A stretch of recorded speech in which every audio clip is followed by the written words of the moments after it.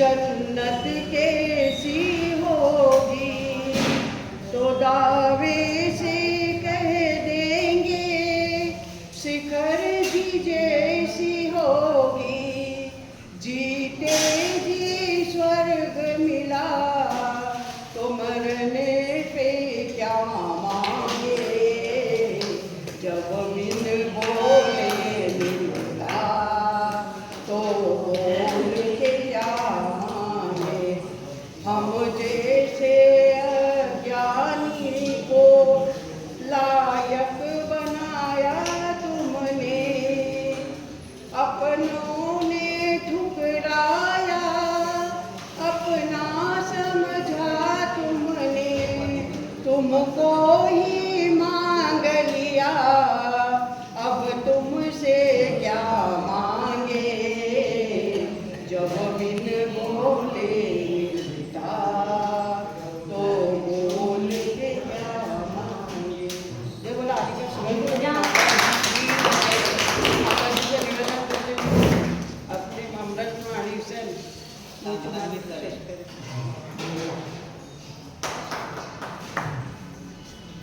अच्छा मंगलाचरण किया बता।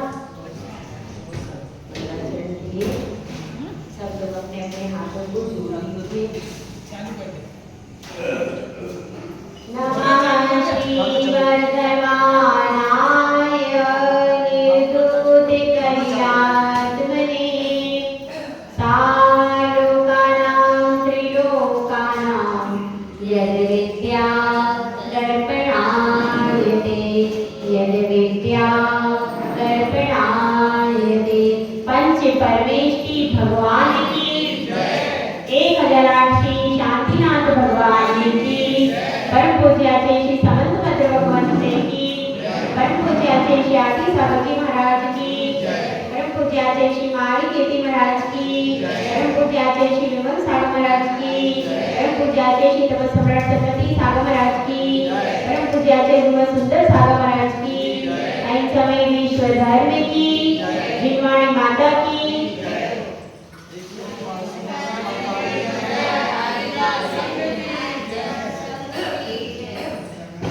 भोग अरुचि परिणाम संयम भाव जगे जहां प्रतिमा का को नाम। हम सब प्रतिमाओं के स्वरूप को समझने का प्रयास कर रहे हैं। संयम ही वह ब्रेक है जिसके द्वारा गाड़ी अच्छे से चलती है। यदि संयम का ब्रेक हमारे जीवन में नहीं है तो हमारी जीवन की गाड़ी कभी भी सुचारू रूप से नहीं चल सकती। इसलिए गुणव्रत और शिक्षाव्रत में जिन जिन चीजों का अभ्यास किया था अब उनको दृढ़ता से पालन करने का संकल्प कर लिया और वह श्रावक धीरे धीरे आगे की ओर बढ़ रहा है। यह ध्यान रखना जैसे जैसे आगे बढ़ता जाएगा पीछे की प्रतिमाओं में परफेक्शन आता जाएगा।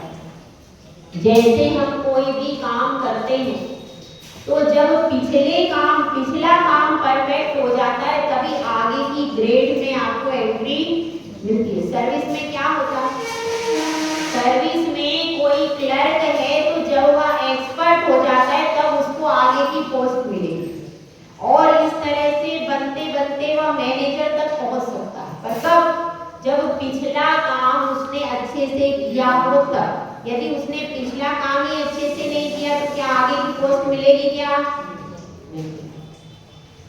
तो इसी प्रकार से पहले पहले की जितनी भी प्रतिमाएं हैं उन प्रतिमाओं को जो अच्छे से पालन करना सीख जाता है वह अगली अगली प्रतिमा की ओर अपने कदम बढ़ाता है। यानी एक साथ में प्रतिमा भी अगर किसी ने ली है तो उसको पहले सारी प्रतिमाओं में परफेक्शन लाना चाहिए। इसीलिए क्रम से लेना चाहिए। सर्वोत्तम क्या है? क्रम से। अथवा किसी ने पहले ही 7 प्रतिमा तक अभ्यास उसका पहले से ही घर में ही चल रहा था और फिर बाद में उसने प्रतिमा ले ली, ऐसा भी होता है। लेकिन सर्वोत्तम क्या है कि आप पहले पहली प्रतिमा लो, दूसरी प्रतिमा प्रतिमा लो, उसके बाद फिर धीरे धीरे एक एक करके बढ़ाओगे तो धीरे धीरे परफेक्शन जाता क्रम क्रम में। जैसे कि स्कूल में भी यही व्यवस्था है, पहले पहली क्लास, फिर दूसरी क्लास, फिर तीसरी क्लास, ऐसे जो है। तो यहाँ पर भी क्लास वाइज है। यहाँ पर कितनी क्लास है? 11 क्लास। श्रावक की कितनी क्लास बताई है? 11 क्लास है। जो 11 क्लास यानी अपन पढ़ते हैं ना हायर सेकेंडरी, तो ये हायर सेकेंडरी हो गया। हायर सेकेंडरी हो जाती है जिसने 11 क्लास पढ़ लिया। पहले तो हायर सेकेंडरी, पहले 12th नहीं होती थी अपने जमाने में, याद है? पहले तो 11th की होती थी, 11th में ही अपना हो जाता था काम। तो पहले 11th में पुराने जमाने की 11th है, 11th करते कॉलेज में चले जाते थे। होता था कि नहीं पहले के जमाने में 11th क्लास पढ़ने के बाद ही कॉलेज में जाते थे। तो इसी तरह से यहाँ पर 11 प्रतिमा है। यह 11 प्रतिमा जिसने पार कर ली वह पूर्ण श्रावक के स्टेज का पूरा हो गया। 11वीं प्रतिमा, श्रावक का संयम 11वीं प्रतिमा तक ही, पहली प्रतिमा से शुरू होता है और 11वीं प्रतिमा पर श्रावक का संयम समाप्त हो जाता है। उसके बाद फिर ग्रेड साधुका, जो 11वीं प्रतिमाधारी हैं, अब उनको आगे बढ़ना है तो क्या करेंगे? अब वे मुनि बनेंगे। उसके बाद ग्रेड कौन सा आएगा? मुनि का। श्रावक का संयम तो कहाँ तक रहेगा? पहली से लेकर 11वीं तक वह पूर्णता को प्राप्त हो जाता है। तो कल अपन ने समझा था 7वीं ब्रह्मचर्य प्रतिमा का स्वरूप कल समझा था। अब आगे चलते हैं 8वीं प्रतिमा की तरफ। सामान्यतः संघों में 7वीं प्रतिमा का ही प्रचलन है। 8वीं प्रतिमा के आगे बहुत कम लोग लेते हैं क्योंकि इसको पालना थोड़ा कठिन हो जाता है घर में। देखिए अपन पढ़ते हैं आरंभ ज्ञात प्रतिमा का लक्षण 144 नंबर की का। सेवा कृषि वाणिज्य प्रमुखादारंभतो विपारमति प्राणातिपात हेतु योसावारंभ विनिवृत्तः।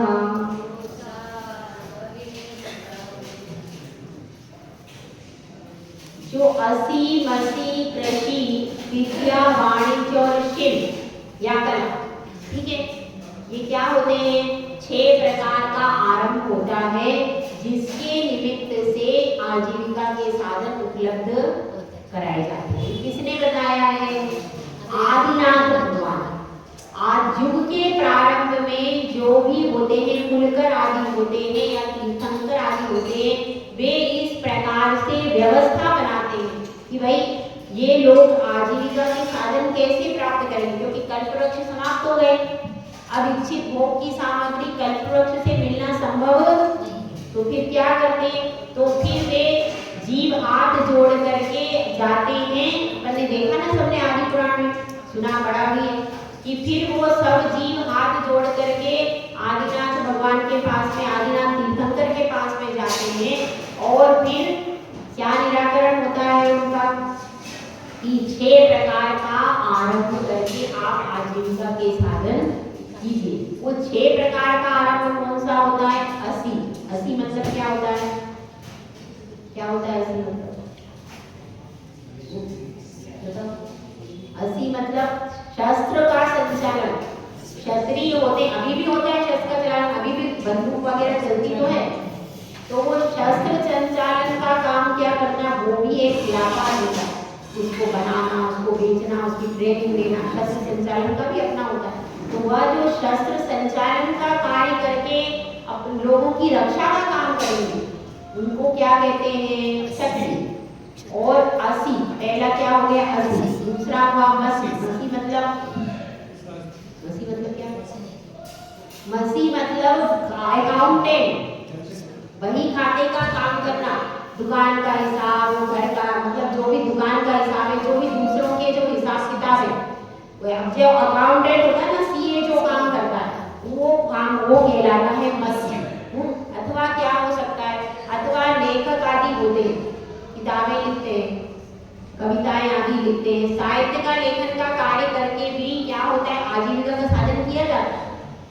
जो लोग किताबें आदि लिखते हैं, पुस्तक लिखते हैं, कविताएं लिखते हैं, इनके द्वारा भी क्या होता है, इनको रॉयल्टी आदि दी जाती है और उससे भी आजीविका चलती है। तो वह भी है, तो यह भी कार्य। तो इस प्रकार से मतलब लिख करके जो आजीविका की जाती है उसको क्या कहते हैं, बस असी मसी कृषि। कृषि का आप सब जानते हैं, खेती करना। कृषि, विद्या, विद्या में क्या आएगा, विद्या में ये सारी विद्याएं आ जाएंगी, बहुत सारी विद्याएं होती है, नाना प्रकार की विद्याएं। तो उन सब प्रकार की विद्याओं के मामले में उसमें विद्याओं की शिक्षा देना, जैसे आप बताओ डांस है, ये भी क्या विद्या है, ये भी एक प्रकार की विद्या, मतलब ज्ञान से रिलेटेड बहुत सारी विद्या, इंजीनियरिंग है, डॉक्टर है, चिकित्सा है, ये सब चीजें, तो बहुत सारी विद्याएं जो होती हैं इसको क्या कहते हैं, विद्या। तो क्या हुआ, असी मसी कृषि विद्या वाणिज्य। वाणिज्य मतलब व्यापार करना। इनको किसको बताया था, वेश्यों को बताया था व्यापार करना। वेश्यों के लिए सिर्फ यही बताया था, आपको यहाँ का माल यहाँ खरीदो, यहाँ बेचो, यही सारा काम आपको करना है। तो उनका काम क्या, वाणिज्य का काम क्या था, सामान को लाना, उसको बदलना, उसको व्यापार करना, मतलब वस्तु का लेन देन करके जो व्यापार किया जाता है वो क्या कहलाता है, वाणिज्य। असी मसी कृषि विद्या वाणिज्य और शिल्प। शिल्प कला, जैसे कि एक होगी ना मूर्ति कला। मूर्ति कला में कैसे होता है, ये मूर्तियां बनाते हैं, तो पहले मूर्तियों का बहुत बड़ा काम होता था, अब भी होता है, अब भी, क्योंकि भगवान की प्रतिमाएं पहले और भी दूसरी प्रतिमाएं भी शोकेस में, पहले आप देखो जो शो मतलब होते थे, घरों में भी प्रतिमाएं रहती थी पहले, पत्थर की छोटी छोटी प्रतिमाएं, ऐसे घरों में भी सजावट का काम किया जाता था प्रतिमाओं के माध्यम से। तो प्रतिमा का भी बनाने का एक मूर्ति कला अपने आप में थी।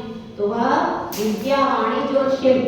तो शिल्प में क्या आएगा, पत्थर की मूर्तियां होती हैं और उसकी भी होती है, धातु की भी होती है, धातु की भी प्रतिमा होती है, लकड़ी की भी बनती है, कुछ जगह में कुछ मतलब लकड़ी की भी प्रतिमाएं मिलती है बाजार में, तो लकड़ी की है, मिट्टी की है, ऐसी तरह तरह नाना प्रकार की प्रतिमाओं का बनाना किसमें आएगा, शिल्प। तो इनके द्वारा आजीविका के साधन उपलब्ध करना ये क्या कहलाता है, आरंभ।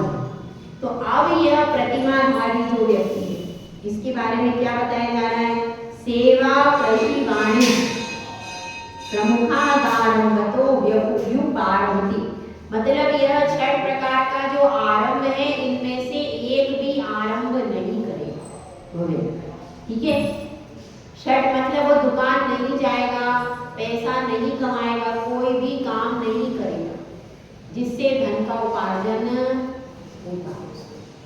अगर वह धन के उपार्जन के लिए जाएगा तो क्या होगा, उसमें मूल कारण हिंसा होती है और महत्व परिणाम भी ज्यादा। अब उसको आगे बढ़ना है, मुनि बनना है, तो पहले घर में रह करके ही अभ्यास करेगा। तो किसी भी प्रकार का, तो उसकी व्यवस्था कैसे बनेगी भाई, उसकी व्यवस्था ऐसी बनेगी कि उसने पहले बहुत सारा धन उसके बैंक अकाउंट में, बहुत सारा धन पहले से ही उसने जीवन भर कमाया है, तो उसके पास पहले से ही बहुत सारा धन है, तो उस धन के द्वारा वो आजीविका करे। अथवा बाप बेटा और बहू बहुत अच्छे हो, आज्ञाकारी हो, तो वो उसकी व्यवस्था करे, दोनों प्रकार की व्यवस्था। पर सबसे अच्छी व्यवस्था क्या है, अपने बैंक अकाउंट में रखना, क्योंकि बेटे बहू ने ले लिया तो बाद में बहू सेवा करेगी नहीं करे, फिर आप लटक जाओगे। तो इसलिए अपने ही पास यदि धन रहता है तो दुनिया पूछती, पानी को देख करके पानी खाता, ऐसा कहते हैं। मतलब यदि आपके पास, आप यहाँ से जा रहे हो और आप अपनी गांठ में थोड़ा सा भोजन लेकर के गए, कलेवा बांध के गए, तो आपको रास्ते में सब जगह भोजन मिल जाएगा। और अगर आप सूखे पाके चले गए तो क्या होगा, सूखे पाके रह जाते, ऐसा होता है। तो इसलिए कहते हैं कि अब इसमें क्या करना है, इसमें पहले से कौन ये प्रतिमा ले सकता है, जिसके पास पर्याप्त धन पहले से हो, वही यह प्रतिमा ले सकता है। जिसके पास धन ही नहीं है वो घर में बैठ के क्या करेगा, परेशान हो जाएगा, वो डिपेंड हो जाएगा। वो डिपेंड में कभी बहू उसकी व्यवस्था नहीं बनाई तो उसकी प्रतिमाओं का ही पालन नहीं होगा फिर। तो इसलिए इसमें क्या करना चाहिए, जो उसने जीवन भर धन कमाया उसी का ब्याज जो आ रहा है उसी से वो अपनी आजीविका करेगा, नया कुछ भी आरंभ नहीं कर सकता। अगर उसने ये प्रतिमा ले ली है तो उस समय पर वो नया आरंभ नहीं कर सकता। अच्छा इसमें यही बताया है कि ये षटकर्म नहीं करेगा, पंचसूना पाप का निषेध यहाँ पर नहीं किया है। वह अपना भोजन स्वयं बना सकता है, स्वयं बना लेगा, और कोई साधु आ जाएगा तो साधु को आहार दे सकता है, लेकिन जो बिना सोले का भोजन घर में पड़ता परिवार वालों के लिए नहीं बनाएगा, सिर्फ अपने लिए, हाँ सिर्फ अपने लिए बनाएगा उसको, क्योंकि अब वो तो धीरे धीरे घर वर सब छोड़ने के उस पर है कगार पर, सिर्फ अपने लिए भोजन बनाएगा और उसके बर्तन भी लिमिटेड होंगे। लेकिन कोई साधु आ जाएगा तो साधु के लिए वो अतिथि संविवाह व्रत करेगा, साधु को शुद्ध आहार बना करके चौका लगा करके आहार करा सकता है। तो यह प्रतिमा है, इसमें उसका जो भी व्यापार है, जो भी आजीविका के साधन होते हैं उनका त्याग हो जाता है। क्यों त्याग होता है तो देखिए बताया, प्राणातिपात हेतु। उसका कारण क्या है कि कोई भी आप करो व्यवसाय आदि उसमें इंसान से, चाहे आप फैक्ट्री कर लो, चाहे व्यापार कर लो, चाहे खेती कर लो, कोई भी करोगे और राग द्वेष तो होगा ही है, उसके बिना कोई भी व्यापार चल नहीं सकता, झूठ भी बोलना ही पड़ता है। बिना झूठ बिना माया चाहे से कोई बिजनेस चलता है, नहीं चलता है। तो इसलिए उसमें राग द्वेष कचाई भी होती है और हिंसा भी, सामान लाओगे ले जाओगे तो घर्षण तो होता है, गाड़ियों में सामान आता है जाता है, सब प्रकार से हिंसा होती है। इसलिए उस हिंसा से बचने के लिए जो श्रावक है वह इस प्रतिमा को पालन करे। ठीक है, अब देखिए अपन इसके बाद 145 नंबर की बात। अब आगे प्रतिमा बता रहे परिग्रह त्याग प्रतिमा का लक्षण। भाएषु दशसु वास्तुषु ममत्वमुत्सृज्य निर्ममत्वरतः स्वस्था संतोषपरः परिचित परिग्रहाद्विरतः। अब यहाँ पर परिग्रह त्याग प्रतिमाधारी है। परिग्रह त्याग प्रतिमाधारी क्या करता है, भाएषु दशसु वास्तुषु, बाह्य के जो 10 परिग्रह थे उसमें उसने क्या किया था, सीमा निर्धारित की थी। तो उसमें भी जितनी सीमा निर्धारित की थी अब और भी सीमित रखेगा, बहुत थोड़ा सा परिग्रह रखेगा जिसमें उसका काम चलेगा उतना। कपड़े भी सीमित, और कपड़े भी कैसे, सिंपल सजावटी कपड़े हैं, तरह तरह की चीजें, ऐसा कुछ भी नहीं रहेगा। अपने सीमित वस्त्र रहेंगे, उसके सीमित बर्तन रहेंगे और सब कुछ वह सीमित कर लेगा। उसका कक्ष में बर्तन आदि सब कुछ सीमित कर लेगा और केवल अपना भोजन बनाएगा, अपना भोजन बनाएगा। बाकी उसके अलावा जितना भी एक्स्ट्रा, क्योंकि अभी उसने पूरा परिग्रह तो था पहले, वह सारा परिग्रह था वो बिल्कुल वह क्या कर देगा, त्याग कर देगा। सिर्फ एक उसका कक्ष रहेगा, एक उसका कक्ष रहेगा और उस अपने कक्ष में वह अपना क्रियाकलाप करेगा। ठीक है, तो इस तरह से क्या होता है, यह होता है परिग्रह त्याग प्रतिमा। परिग्रह त्याग प्रतिमा वाला इस तरह से केवल अपने कक्ष, हाँ मकान उसका एक नाम पे हो सकता है क्योंकि अब कहाँ जाएगा, लेकिन अगर उसके पास 2 मकान है, 3 मकान है तो वो क्या कर लेगा, सिर्फ एक ही रखेगा, बाकी 2-3 होंगे तो अलग कर देगा। और भी बैंक बैलेंस भी कितना जितना उसको जरूरी है उतना ही करेगा। बाहर आवागमन भी होगा तो बाहर में भी जहाँ शादी ब्याह वगैरह होंगे वहाँ अपने बेटा बहू को इन लोगों को भेज देगा, बाहर कहीं भी आना जाना भी कम कर देगा। तो इस तरह से वो क्या करता है, जितना भी परिग्रह था उसमें इतना सीमित कर लेगा कि बस उसका भोजन बन जाएगा, उसके भोजन बन जाए इतना ही वह उसमें क्या कर लेगा, अब परिग्रह को सीमित करके और अपने एक कक्ष में शांति से अपना धर्म ध्यान करेगा और ज्यादातर समय कहाँ बिताएगा, मंदिर में। तो क्योंकि उसको अभी आगे बढ़ना। तो अब इसमें आकांक्षा मूल रूप से क्या है, इसमें मूल बात यह लिखी है कि 12-10 परिग्रहों में ममत्व को छोड़ देता है। खाली बाहर से छोड़ने से कुछ भी नहीं होता, अंदर से यह मेरा है, यह ममत्व परिणाम छूटेगा, तब जाकर के कहीं आपका विसर्जन त्याग हुआ।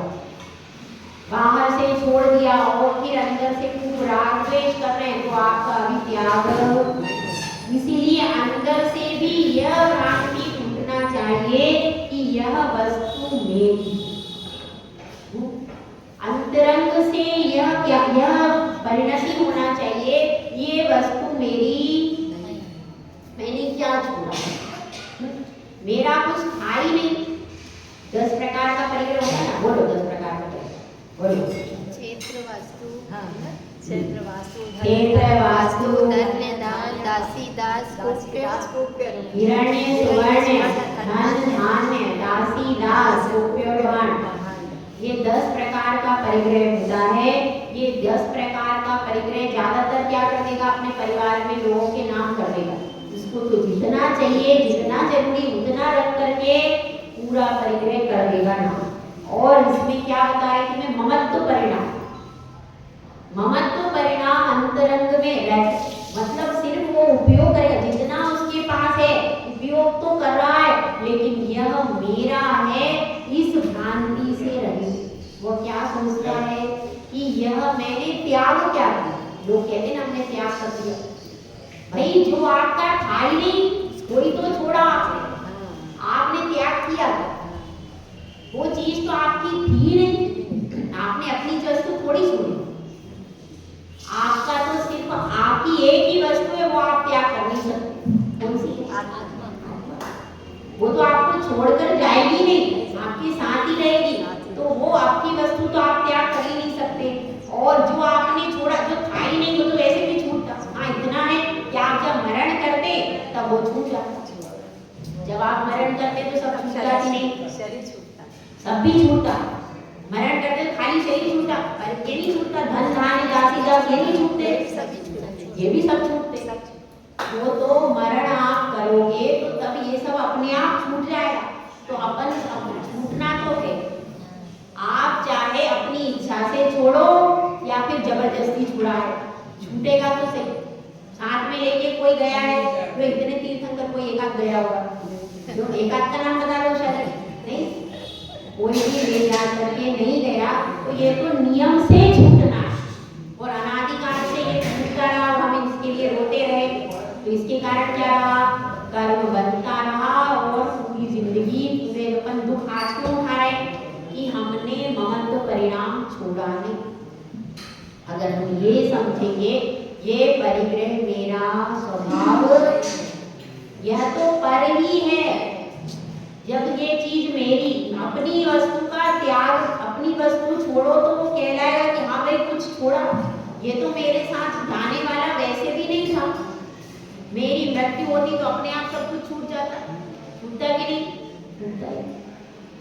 कि कोई भी व्यक्ति कितना ही बड़ा हो, सिकंदर भी लेकर के गया क्या, सिकंदर जब चला दुनिया से सभी हाली हवाली थे, और दोनों हाथ खाली। तो ऐसी स्थिति है, इसलिए पहले ममत्व परिणाम छूटना चाहिए। अगर आपका ममत्व परिणाम छूट जाता है तो फिर तकलीफ नहीं होती। जैसे कि देखिए, अगर कोई आपके घर में चोरी करने के लिए आए तो क्या होता है, अब चुरा करके ले गया, अब आपको पता चला है इसने मेरे जेवर ले लिया, ना मेरा धन, दुख होगा कि सुख होगा, दुख। लेकिन आप खुद अपनी इच्छा से आए, अब क्या हुआ, आहार दान के लिए खूब सारा लेकर के आए मेवा, कितना लाओगी, खूब सारा 250 ग्राम मेवा लेके आए, और बहुत बड़ा संघ था, 250 ग्राम या आधा किलो मेवा लेके आया, और बहुत बड़ा संघ था, तो महाराज जी सबको दे दिया। खर्चा तो हुआ, खर्चा तो हुआ ना, लेकिन दुख हुआ क्या, क्यों, क्योंकि अपनी स्वेच्छा से हमने साधु को दिया, खुशी होती, अरे हमने आहार दान दिया, हमारा पुण्योदय दिया, पैसा तो छूटा कि नहीं गांठ से, छूटा। और एक चोरी करके ले जा रहा है, उसमें क्या होता है? लेकिन हम खुद अपने हाथ से आ रहे हैं, उससे ज्यादा खर्चा कर रहे हैं। किससे ज्यादा? जितना वो लेकर के गया चोरी के लिए, मान लो वह 300 रुपए लेकर के मान गया, तो भी अपने को दुख होगा कि दुख होगा। लेकिन हमने 500 रुपए आहार दान में दे दी, अब क्या होगा? दुख होगा। क्यों? अपने हाथ से हमने स्वयं अपनी इच्छा से आहार और आहार दान की महिमा जान करके अपना भव सुधारने के लिए आहार दान किया, तो कैसा लगेगा? आनंद होगा। अपनी स्वेच्छा से हम काम करते हैं तो कैसा होता है? आनंद। अपन ने खुद ही बोली ली और अपन ने लाखों की बोली ले ली, दुख होगा कि सुख होगा? पैसा तो उसमें भी छूट रहा है, दोनों में पैसा छूट रहा है, लेकिन एक में तो दुख है और एक में सुख है। मरते समय अब विषय भोग छूट रहे, हम तरह तरह के विषय भोग खाने की किसी की इच्छा है, लेकिन हम उसका खाने क्या वो त्याग नहीं किया उसने, लेकिन क्या है, क्या खा ही नहीं सकता, मुंह में से अंदर ही नहीं जा रहा, कोमा में पड़ा है। अब इच्छा तो उसकी है कि मैं खाऊं, तो दुख होगा कि सुख होगा? दुख। क्यों? क्योंकि उसकी इच्छा नहीं है छोड़ने की, जो उसके शरीर में जा नहीं रहा, इसलिए नहीं कर पाया। तो इसलिए क्या है भैया, छूटना तो सब कुछ है। इसीलिए समझदारी किसमें है कि समय से पहले ही आप चेतन होकर के उसको छोड़ो, तो आपको दुख नहीं। और यदि वो जबरदस्ती छुड़ाए जाएंगे तो दुख होगा। जबरदस्ती छुड़ाए, क्योंकि अंत में आप जबरदस्ती छोड़ते, अस्पताल में या घर में ऐसे ही चले गए, कोई त्याग तो किया नहीं, तो अंदर में ममत्व परिणाम रह गया। अरे मेरा मकान था, मेरा दुकान था, मेरी ये समस्या थी, मेरी वो समस्या थी। इस तरह से अपने दिमाग में क्या रहा, वही सब विकल्प रह गए अपने परिग्रह के प्रति। और परिग्रह के प्रति जिनके ममत्व रहते हैं वो बड़े बड़े कोषागार में क्या बन जाते हैं? सर्व बस जाते हैं। ऐसी कई कहानियां हैं कि जिनको धन से अति प्रेम होता है और चाहते हैं मेरा बेटा भी खर्च नहीं करे, ऐसे कंजूस लोग कहाँ उत्पन्न हो जाते हैं? सांप बन के बैठ जाते हैं और बेटे को धन दे देते, कोई दूसरा आता है तो उसको। तो इसलिए ऐसी त्रियंशी पर्याय में नहीं जाना। जो ज्यादा धन से परिग्रह से ममत्व रखता है उसकी ऐसी परिणति। इसीलिए इसमें कह रहे हैं कि ममत्व परिणाम का क्या कर दो? ममत्व परिणाम का त्याग कर दो। यदि आप ममत्व परिणाम का त्याग कर दोगे तो फिर आपको छूटने के बाद भी हाथ से द्रव्य छूटेगा तो भी दुख नहीं। इसीलिए यह जान लो कि ये मेरा स्वभाव नहीं है, मैं अपनी स्वेच्छा से इसको दान पुण्य में लगा दूं तो क्या होगा? तो मेरी गति भी सुधर जाएगी और मुझे पुण्य मिलेगा, तो मेरी आगे की भी व्यवस्थाएं बनी रहेंगी। और अगर जबरदस्ती छूटेगा फिर क्या होगा? उससे दुख होगा और अपने कर्म और बंधेंगे, कर्म भी बंधेगा। इसीलिए देखिए जो हल्का होता है वह ऊपर जाता है और जो भारी होता है वो। चक्रवर्ती के पास बहुत अच्छी संपत्ति है, आश्चर्य भैया, इतनी बढ़िया संपत्ति है, 96,000 रानियां हैं, 18 करोड़ घोड़े हैं, 84 लाख, इतनी बढ़िया संपत्ति है। लेकिन अगर वो संपत्ति को छोड़ दे तो मोक्ष चला जाएगा, और अगर संपत्ति के साथ में मरण करे तो कहाँ जाएगा? सीधा साथ में नरक में ही जाएगा और कहीं नहीं जाएगा। ध्यान रखो, क्यों? इतना सारा परिग्रह, जितना ज्यादा परिग्रह होगा जीव उतना नीचे जाएगा। इस बात को ध्यान रखना। इसीलिए अब वह जीव ऊपर सिद्धशिला में जाना चाहता है, तो सबसे पहले क्या है? सिद्धशिला में जाने के लिए हल्का होना पड़ेगा। भारी जीव सिद्धशिला में नहीं जा सकता, बिल्कुल हल्का होना पड़ेगा। यहाँ तक कि जब सिद्धशिला में जाना है तो शरीर भी लेके आप नहीं जा सकते, वो भी हैवी हो जाए। शरीर का भी जितना वजन है 60 किलो का, वो सारा यही छोड़ के जाना पड़ेगा। कितने किलो का है? कितना किलो का है? 60-65 किलो सब यहीं पे रखवा लिया जाएगा। यहीं पर जब रख दोगे तब जा करके आप सिद्धशिला पे जा पाओगे। आप सोचोगे इसको ले जाए तो ले जाओगे क्या? इसको लेने का भाव हुआ तो आप मोक्ष में जा ही नहीं सकते, इसको भी छोड़ना पड़ेगा। ठीक है? तो अब यहाँ पर समझ में आया, ये परिग्रह प्रतिमाधारी जो होता है वह थोड़ा सा अपने पास में रख लिया है और बाकी का सब त्याग कर देता है। अब इसके बाद अपन देखते हैं अनुमति त्याग प्रतिमा। अब उसने परिग्रह भी त्याग कर दिया, थोड़ा सा अपने पास में रखा, लेकिन अनुमति त्याग प्रतिमा जो है उसका स्वरूप आगे समझते हैं। अनुमतिरारंभेवा अनुमतिरारम्भेवा परिग्रहेहि कर्मसु वा परिग्रहेहि कर्मसु वा नास्ति खलु यस्य समधि नास्ति खलु यस्य समधि रनुमतिर्ता समन्तव्यः अनुमतिरता समन्तव्यः। जिसकी खलु मतलब निश्चय के द्वारा आरंभ के कार्यों में और परिग्रहों में और विवाह आदि में, यही केसु मतलब विवाह आदि में, इनमें किसी भी कार्यों में अनुमति नहीं देता। जो भी घर में कार्य हो रहे हैं, यदि किसी का विवाह हो रहा है पोता पोती का और बेटा आ जाता है पूछने के लिए कि मैं शादी कर दूं क्या, तो क्या कहेगा? अनुमति नहीं देता, क्या आप शादी करो या मत करो। कोई बेटा पूछने के लिए आ जाता है कि मैं खेती का काम कर रहा हूँ, इसमें ये कीटनाशक डालूं कि नहीं डालूं, कैसे खेती करूं, कैसे खुदाई करूं, वो नहीं बताता, क्योंकि उसका सब त्याग आरंभ का कार्य हो, परिग्रह का कार्य, कोई भी कार्य है उसमें वह किसी प्रकार की अनुमति नहीं देता। 10वीं प्रतिमा तक श्रावक घर में रह सकता है, ठीक है। तो इसमें उसके पास में थोड़ा सा अपने योग्य सामान होगा, लेकिन उस सामान के अलावा और कोई भी परिवार वाले पूछने को आएंगे यह कार्य करना है, यह कार्य करना है, तो अनुमति भी नहीं देगा। आरंभ और परिग्रह का जो भी काम पूछने के लिए आएंगे तो उसमें वह किसी प्रकार की अनुमति नहीं देगा, क्योंकि ये प्रतिमा कैसी है? अनुमति त्याग प्रतिमा है। इसमें जो परिवार वाले आगे वो आरंभ तो करते हैं व्यापार, मान लो उसमें व्यापार बहुत अच्छा था, एक्सपर्ट था, अब बेटा पूछने आ गया कि भाई ये बताओ माल कहाँ से खरीदना है, हाँ यहाँ पर माल का बंद हो गई, इधर से माल नहीं मिल रहा है, अब दूसरी जगह कहाँ से मिलेगा, नहीं बता सकता। इसलिए उसको जितना उसको आता है, यदि उसका बेटा भी उसी व्यवसाय में है और जितना उसको आता है पहले ही सारा अपने बच्चों को सिखा देगा, उसके बाद यह प्रतिमा लेगा। कदाचित व्यापार में घाटा हो गया, कोई परिस्थिति हो गई तो वह बता नहीं सकता, क्यों? उसका अनुमति दिया। तो अब उसको मालूम है, उसको सब मालूम है कि मैं ये करूंगा तो व्यापार का घाटा खत्म हो जाएगा, मगर वो बताएगा नहीं, क्यों? उसका त्याग। तो उस समय पर कोई परिस्थिति परिवार की होती है, सब लोग पूछने के आते हैं कि आप बता दीजिए, आप इतने सालों का अनुभव है, इसमें यह इस प्रकार से लाभ कैसे प्राप्त हो जाएगा, इधर कैसे करें, क्या करें, तो वह कुछ भी नहीं बताएगा। क्यों? क्योंकि उसका अनुमति का त्याग। तो इसलिए इस प्रतिमा में यह अनुमति त्याग प्रतिमाधारी 10 प्रतिमा तक व्यक्ति कहाँ रह सकता है? घर में।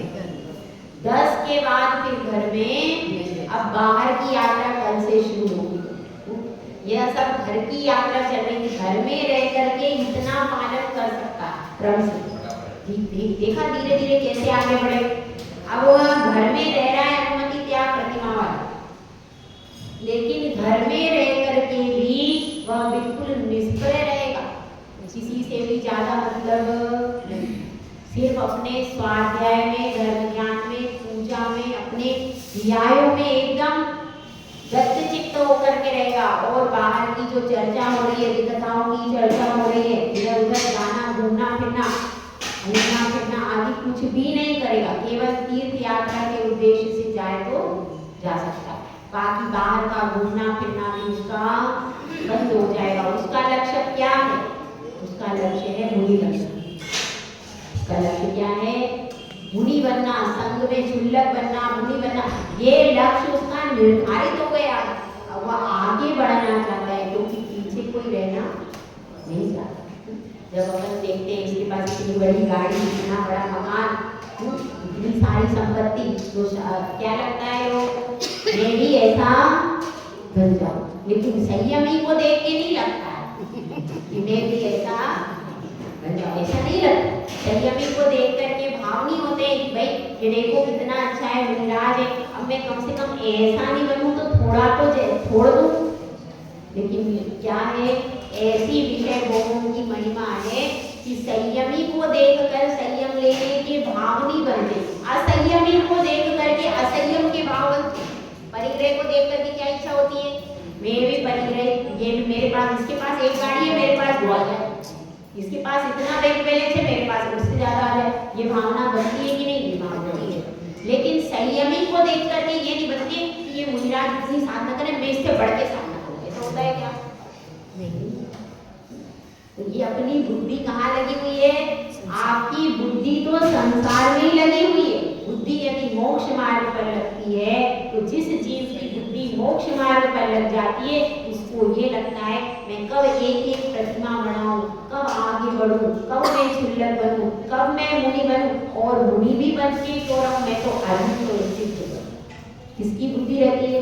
जिसकी बुद्धि मोक्ष मार्ग में लगती है उसको संयमी जीव को देख करके ऐसी इच्छा होती है मैं भी कब संयमी बनूं, कब यह परिग्रह, कब यह परिवार, कब ये झंझट छूटे और मैं इस झंझट से छूट जाऊं। ऐसी बुद्धि किसकी रहेगी? संयमी जीव की मोक्ष मार्ग में जिसने कदम बढ़ाया है वह धीरे धीरे देखिए अपना 10 प्रतिमा तक पहुंच गए। 10 प्रतिमा के लक्षण तक पहुंच गए। अब केवल कितनी गाथा रह गई है? अब केवल 4 गाथाएं रह गई, पूरा करवा दिया। जिसने सुना उसने गुना, लेकिन सुना गुना और चुना तो वो आगे मोक्ष मार्ग पर बढ़ जाता है। सुनो भी, गुनो भी, चिंतन भी करो और उसके बाद क्या करो? चुनो। चुनो किसको? मोक्ष मार्ग को, संयम को। उसके बाद चुनने के बाद धुनो। क्या धुनो? अष्ट कर्म को धुनो। ठीक है, पहले सुनो, फिर धुनो, चिंतन करो, फिर क्या करो? चुनो। अपना संयम का पथ चुन लो, तो संसार का मार्ग छोड़ दो और उसके बाद धुनो यानी कर्मों को धुन करके मोक्ष में चले जाओ। तो ऐसा उपाय किसको करना है? किसको करना? सबको यही उपाय करना है, क्योंकि भाई रास्ता तो यही है। रास्ता क्या है? रास्ता तो यही सही रास्ता है, बाकी तो फिर सब कुछ ऐसा है, संसार का रास्ता है जिसमें भटकन के अलावा और कुछ भी नहीं है। अनादिकाल से अपन सब भटक रहे। कब तक भटकना है भैया? कब तक भटकना है?